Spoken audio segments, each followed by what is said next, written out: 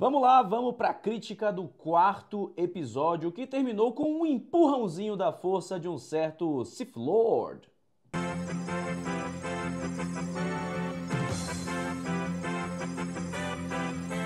Todos os Wings Repórteres, sejam bem-vindos ao Diário Rebelde. Eu sou o João Jedi. Não, você não está no canal do Omelete, é porque eu estou invadindo mais uma vez o estúdio aqui do meu trabalho para trazer a crítica e as primeiras impressões deste quarto episódio de The Acolyte. Um episódio que, como eu estou gravando antecipadamente isso, não sei qual é o nome do episódio, então vou deixar aqui qualquer que seja, porque no episódio anterior a gente teve apenas um nome diferente dos nomes duplos que a gente tem tido para os episódios, muito provavelmente porque no episódio anterior falou apenas da história da Osha. E talvez nos próximos flashbacks a gente tenha um episódio que trata do flashback da May. A gente vai ver o que aconteceu no ponto de vista da May. Mas estou me atropelando aqui, o que importa é a gente falar neste momento do quarto episódio de The Acolyte, que eu tenho certeza que vai continuar gerando certas divisões. Acerca ali do ritmo do episódio, da direção do episódio, eu tenho que reiterar aqui, isso vocês também vão ver na análise que vai ser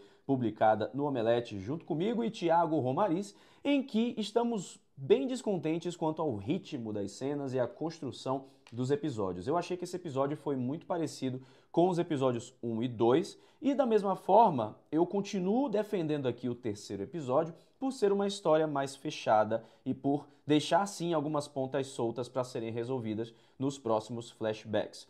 E por trazer tanto a mitologia de Star Wars, e no caso de tanto eu quero dizer em quantidade, não estou falando da qualidade disso, mas sim de como que a série está procurando fazer coisas novas e diferentes com Star Wars, pelo sim ou pelo não, gerando discussão, gerando movimento. Isso está acontecendo e é fato, você que acompanha o Diário Rebelde, você tem que concordar comigo nesse sentido.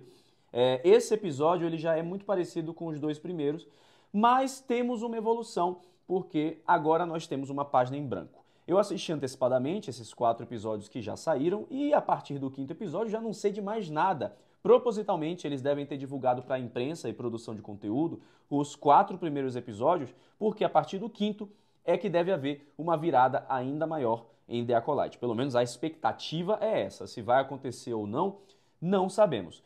O que sabemos com toda certeza é que este episódio trouxe pontos que vão gerar sim controvérsia, como por exemplo a morte de Kelnaka. É isso aí.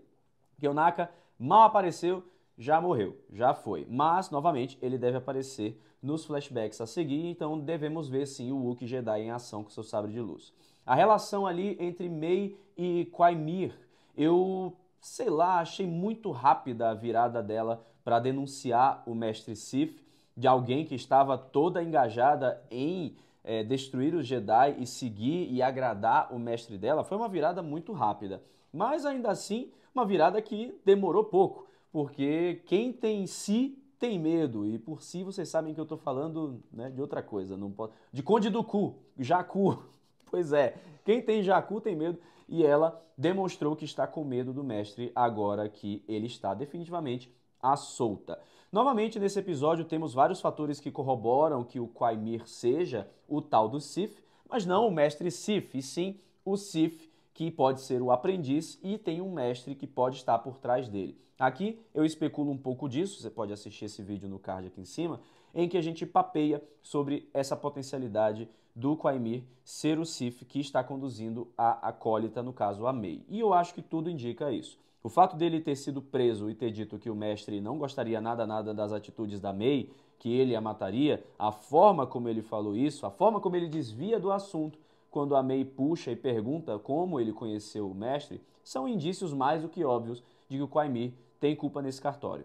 As relações Jedi são aprofundadas e a gente tem finalmente uma missão Jedi, uma quest, né? Vários Jedi procurando Kelnaka porque os riscos estão maiores. E aí a gente tem até alguns, não vou dizer fanservices, mas algumas aparições que levantam a orelha para algumas questões do episódio 1. Eu falo isso mais na análise detalhada do episódio, que deve ir ao ar amanhã, quarta-feira, dia 19 de junho, mas já adiantando, aquele seriano que aparece ali deve ser o Ki-Adi-Mundi. Tá com muita cara de Ki-Adi-Mundi, tá com o cavanhaque de Ki-Adi-Mundi.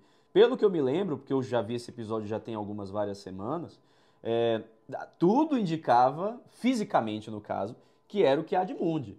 E realmente, né? Tipo, não botaria um Seriano assim do nada pra não ser um personagem que a gente conheça das prequels de Star Wars. Ainda mais no Templo Jedi, na Ordem Jedi e com a cara lata dele que parece ser a do Ki-Adi-Mundi. Então, eu novamente não vi os créditos do episódio, então eu não sei precisar se é o Ki-Adi-Mundi de fato. Também não vou conseguir precisar isso na análise de amanhã, porque já está gravada antecipadamente, mas se surgir alguma outra coisa eu adiciono, né? Peço para a Laís adicionar lá no papo. Mas a gente tendo o Ki-Adi-Mundi, a gente tem uma possibilidade de que o Conselho Jedi efetivamente escondeu o caso dos Sith ali em episódio 1, Ameaça Fantasma. Deve ter havido sim uma vontade de deixar tudo isso que está acontecendo em The Acolyte por debaixo dos panos. E isso se justifica pelo posicionamento da Ordem Jedi ali naquele período das prequels, de não querer aumentar os seus inimigos políticos e se demonstrar como fraca e demonstrar fraqueza, que é algo que a Venestra Raw fala nos episódios anteriores. E o Mestre Sol também reitera quando ele comenta que os inimigos políticos poderiam usar toda essa treta em contraponto ao Jedi, né, contra a Ordem Jedi. Então nada mais é do que a gente reiterando posições Jedi das prequels e de Clone Wars, né, dos Jedi serem esses paspalhos arrogantes, que é como George Lucas retratou os Jedi de certa forma lá nas prequels, né, e também mudou muita coisa junto com Dave Filoni ali em The Clone Wars, para deixar os Jedi mais arrogantes e mostrar o porquê da queda desses Jedi lá na Ordem 66. Eu quero retomar um pouquinho aqui sobre a direção do episódio, porque eu senti a mesma questão das cenas mais picotadas, né? Do ritmo do episódio tá bem ágil. E eu tenho visto até no Diário Rebelde, em alguns comentários de vocês, que tem muita gente que está curtindo isso, tá? Tem, óbvio, muita gente que não está gostando de The Acolyte, mas infelizmente dessa galera que não está gostando, tem uma parcela que não está gostando por motivos os quais eu acho um pouco controversos e discordo completamente do porquê não estão gostando de Acolyte. Eu não vou falar sobre isso, mas se você sabe do que eu estou falando. Então, eu quero pontuar aqui quem está gostando, no caso, do ritmo, porque isso era uma coisa que Andor, por exemplo, foi amplamente criticada. Apesar de ser uma série que eu gosto muito e de ser uma série que tem um roteiro lindo, com diálogos, monólogos perfeitos e uma construção muito madura para Star Wars, Andor sofreu muito com um ritmo de série muito mais lento, a qual muitos fãs de Star Wars ainda não estavam acostumados. E Andor só vai engrenar para muita gente ali a partir do quarto, quinto episódio, no assalto em Aldhani. Então, Acolyte agora, com esse ritmo desses 4 primeiros episódios, tem sim a oportunidade de engrenar ainda mais nos próximos episódios e talvez mostrar efetivamente a que veio, saindo de uma leva mediana de episódios, que é o que a gente tem nesses 3 primeiros episódios aí, quase no quarto, que já deu uma melhoradinha, mas se a gente for pegar pelo lado otimista da força, agora é a chance de Acolyte de mostrar efetivamente a que veio, de mostrar efetivamente se merece mesmo ser uma série do hall de Star Wars. Novamente, tem muita gente que não está gostando de The Acolyte, e isso amplamente respeitável. A forma como você se posiciona por não gostar de Acolyte é que é a questão toda. E a gente merece ter um fandom de Star Wars muito mais saudável, né? Muito mais parceiro. Por exemplo, em eventos de Star Wars, sejam os grandes oficiais, sejam em eventos pequenos, o que a gente sente é que por mais que haja, assim, discordância, por mais que haja, assim, gostos diferentes, se há um clima muito respeitoso. E não só entre fãs, mas também com o produto em si, né? Com as questões em si. A gente sim tem todo o direito de não gostar da trilogia sequel, de pontos aqui e ali da história ou de como a produção está sendo conduzida. Mas a forma como a gente se posiciona é muito importante. E aqui eu vou falar e vou me posicionar da forma que os wings do Diário Rebelde, que me acompanham há 5 anos no Diário Rebelde, estão acostumados. Que é sempre uma abordagem otimista de Star Wars e sempre prezando pelo bom convívio entre fãs e pela apreciação à saga de George Lucas, a saga como está sendo conduzida pela Disney, seja bem ou seja mal, a gente é fã de Star Wars e a gente sim merece ter um bom convívio. E é aqui no Diário Rebelde que vocês vão encontrar isso e eu trabalharei o meu máximo para que o Diário Rebelde seja assim também. Mas só fazendo mais um apanhado aí deste episódio.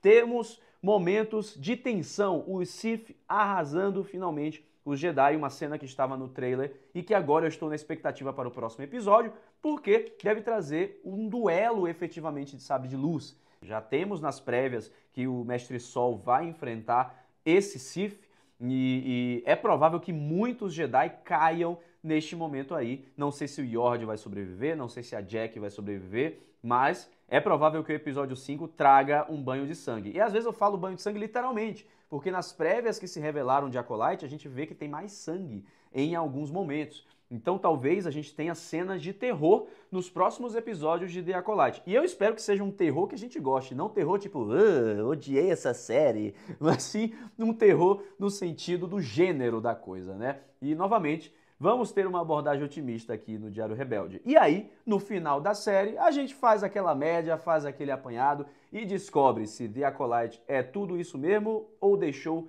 realmente a desejar. Então, comente aqui, participe sempre da discussão do Diário Rebelde. Eu estou de olho no que vocês estão comentando, mas sejam respeitosos comigo e sejam respeitosos com os fãs que acompanham aqui o Diário Rebelde. O Wing tá de olho e a força estará sempre com vocês.